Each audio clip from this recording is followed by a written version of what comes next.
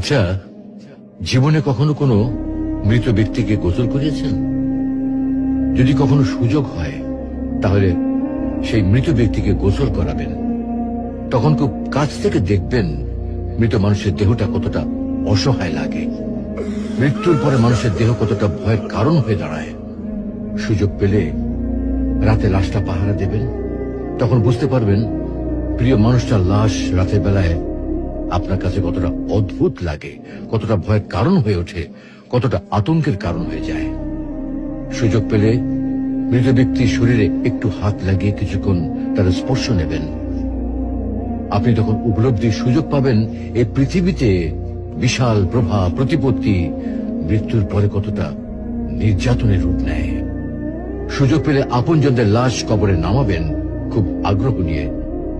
শেষবারের মতো মৃতদেহের মুখটি একবার দেখার চেষ্টা করবেন এবং বারবার উপলব্ধি করার চেষ্টা করবেন এই মৃতদের সাথে অনন্তকালের যাত্রার পথে এটাই আপনার জীবনের শেষ দেখা। সুযোগ পেলে মাঝে মধ্যে কবরস্থানে গিয়ে নীরবে কিছুক্ষণ দাঁড়াবেন। এরপর মনে মনে চিন্তা করবেন জীবনের লাভ ক্ষতির হিসাব।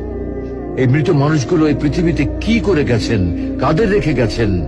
যাদের রেখে গেছেন তারা কি কখনো এই মৃত মানুষগুলোকে স্মরণ করার জন্য কবরস্থানের আশেপাশে একটি বারের জন্য দেখতে আসে?